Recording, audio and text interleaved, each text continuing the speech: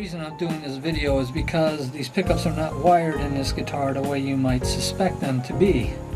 Because of the active system that is actually inside the guitar, and you switch between the acoustic and the electric pickups, the pickups are not wired to the volume control as they would normally be. So I'm making the video so that people won't go through pulling their guitar apart for no reason. Actually, what's happened is they've wired the volume control to the preamp inside the guitar. So these pickups are actually wired directly to the toggle switch over here. Question is, how do we get to the toggle switch? On the back is your battery compartment. Okay? What we're going to wind up doing is pulling the battery compartment out of the guitar and accessing the switch through the hole in the back. The first thing you're going to have to do is, when you open your battery compartment, is you're going to remove the battery, and you'll notice that it flips up, and if you look down inside the hole, you'll see a Phillips screw at the bottom holding the base of the battery cartridge in there. If you push on the sides of this, you can pop this section out. There's just these little tabs holding it on there. Be careful though, because you got wires and they're pretty tight. It isn't going to go very far. But you'll notice underneath this section, which you couldn't see before, is a second screw. So you need to get this out of the way in order to remove the two screws inside. I removed the switch knobs so that I won't mar it with the pliers, and I'm going to be trying to get a grip on it through a cloth so I don't scratch my finish like I did on the last guitar. It just takes a little tiny twist there. Loosen it up. You'll find a washer underneath.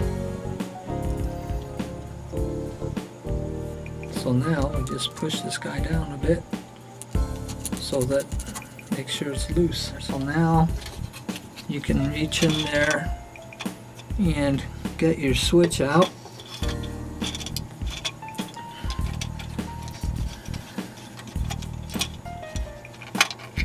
Like so. Okay, that's how we get to the switch. Okay, on this C1 EA, I have removed the pickups from their cavities here, and I've traced the pickup wire. The neck pickup wire just goes right through the body over to this side,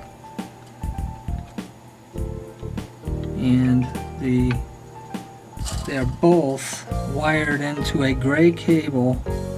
Now on my last Schecter model, which was the same as this, was wired completely different. The pickups were wired to the switch, and the purpose of me making a video was so you wouldn't make a mistake doing this. And so, much to my surprise, I pulled the switch to do it the way I did on my other C1, and I had to figure out that they didn't do it that way on this one. They decided, instead of running both of the pickup wires up to the switch, that they would run a single wire to the switch and connect both pickups below the bridge pickup cavity here. There's a whole mess of wires in here, so you got to be careful because the preamp is also in there, and all the wires from your piezo are in here, so it just looks like a huge spider web. But if you're very careful, you can pull the pickup wires, which are these black ones on this particular guitar, and I know from wiring my other humbuckers, which were the same models as these are the HB102s, and they do have a red and white wire, which is used for coil tapping. On this model there is no coil tap, so those two wires are connected together on each of the pickups. That's why they're folded back. And the green wire on these pickups are the hot wire. And so when you trace the hot wires, you'll find that they connect and are spliced. There's some electrical tape over the connections here. You've got a green wire going to a white wire, and boy am I hoping the camera can get this. It looks like it might be. Okay. There's also a red wire coming out of there and a ground wire, but we're only concerned with the green and white. So the bridge pickup is connecting its green wire to the white wire, and the neck pickup is connecting the green wire to the green wire. And there's a big wad of wires here covered in tape, which I'll have to remove, and I'm sure that's where the ground connection is going for both of my pickups. Okay, here's a little quick view once the pickup's removed and the tape removed. There's a big chunk of solder here connecting the grounds of several sources together, and that is where our pickup ground was. For this wiring schematic, we're not doing anything fancy.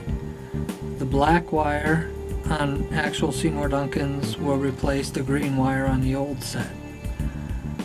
The red and white are tinned together, twisted and tinned, and the bare ground wire and the green wire, I twisted them together and tinned the end of those.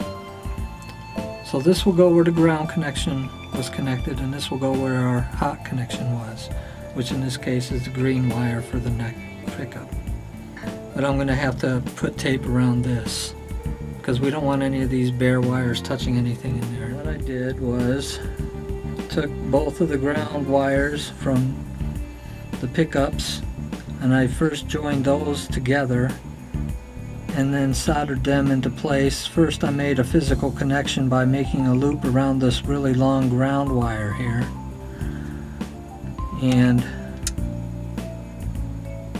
then I soldered it in place as to not get this area too warm, because there's so many ground wires connected there I'd have things flying off left and right. The black pickup wire from the neck pickup is connected to the green wire. The black wire from the bridge pickup is connected to the white wire. And on both pickups, the red and white are connected together and are folded back. So the next step is to cover all of these with electrical tape, stuff them neatly inside, and at this point, with the guitar's bridge pickup removed, you have access to the preamp, and there is a volume pot on the preamp that you can turn up or down and adjust how loud your piezo pickups are. So that's how the wiring goes on this guitar. Well, the pickups are installed. They work, and it looks good too. Till next time.